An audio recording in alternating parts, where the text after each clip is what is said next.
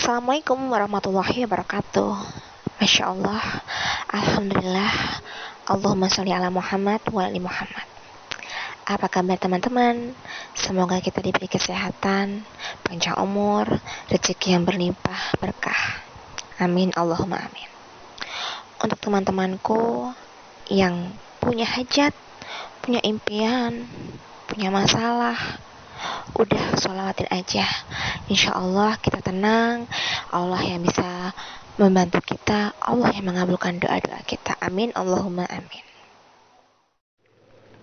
Teman-teman, aku tuh mau cerita sebenarnya tuh, tapi ini udah lama banget ya, di tahun 2018, tapi aku ingin flashback karena dari sebuah cerita ini tuh ada hikmah yang bisa saya petik.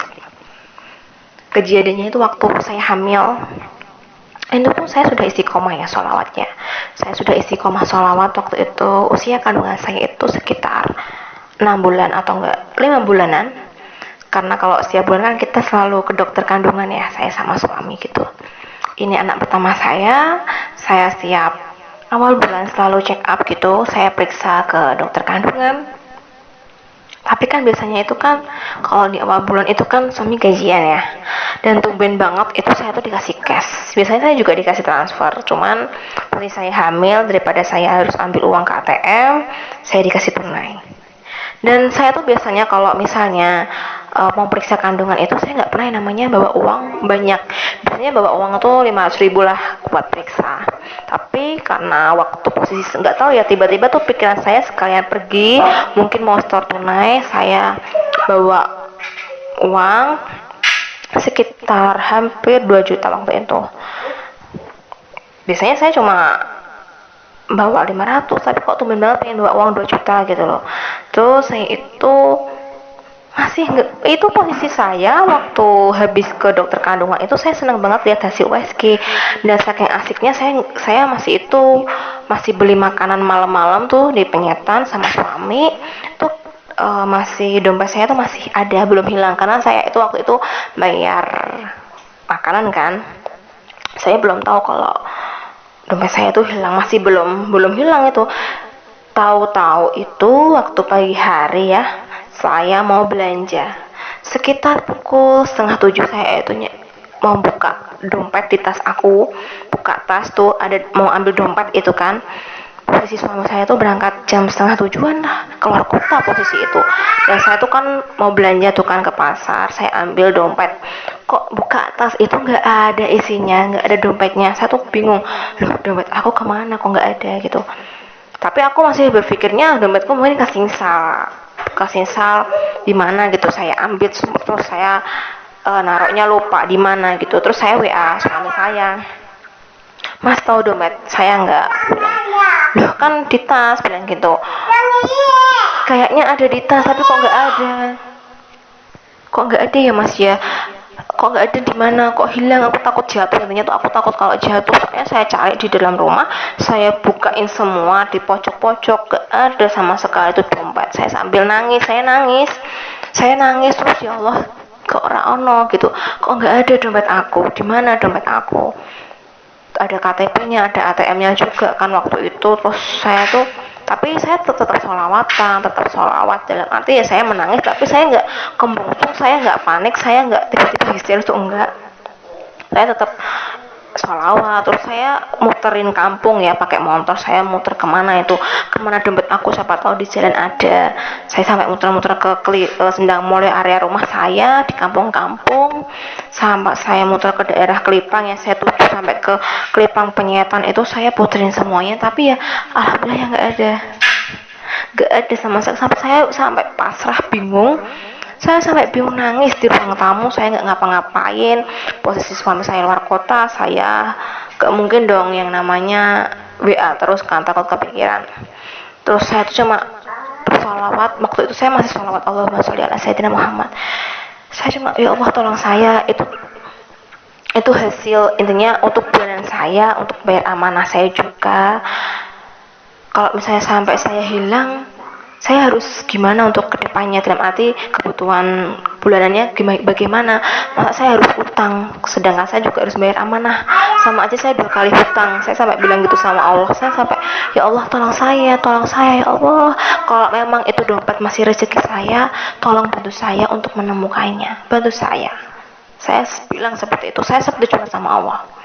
Terus itu saya masih sholawat ya, sampai saya itu benar-benar tenang, nggak kemerungsung, saya pasrah aja, saya tetap sholawat tuh di ruang tamu saya tanpa henti.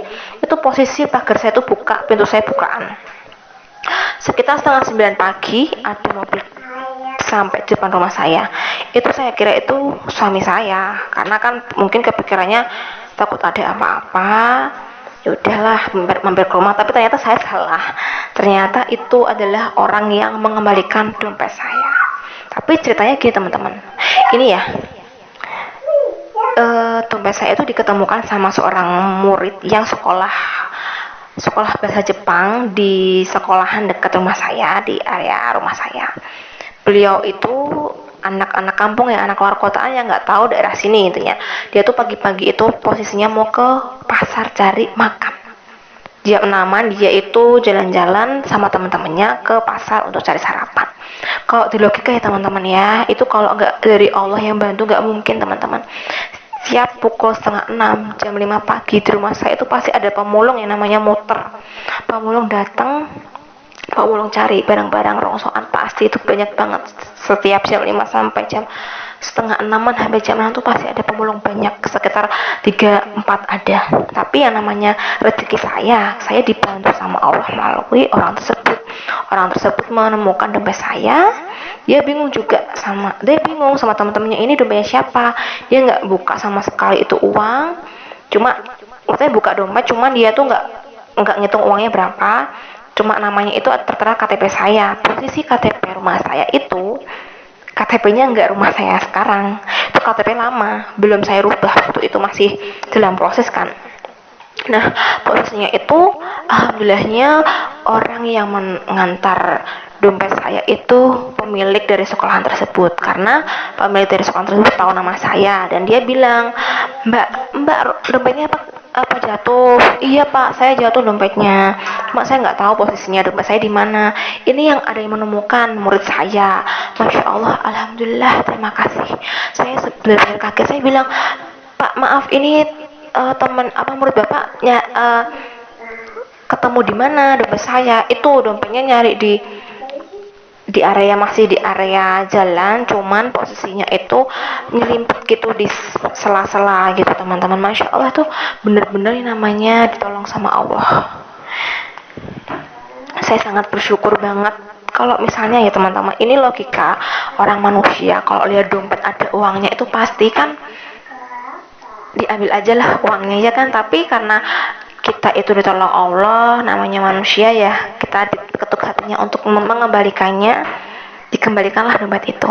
Saya sangat bersyukur ke dompet saya kembali, uang saya utuh, KTP saya utuh. Saya sangat berterima kasih sama murid tersebut, karena di sana muridnya sangat banyak ya yang sekolah Jepang. Saya sangat alhamdulillah, terima kasih ya Allah sudah menolong saya. Nah, dari cerita tersebut itu teman-teman, ada hikmah yang bisa dipetik dan didengar, bahwa setiap kita ada masalah, setiap kita ada kesusahan itu, kita tetap tenang, tetap bersolawat, berdoa sama Allah. Siapa yang membantu kita kalau enggak Allah, ya kan? Kita tetap pasrah, tetap tenang, karena setiap kesulitan itu pasti ada kemudahan.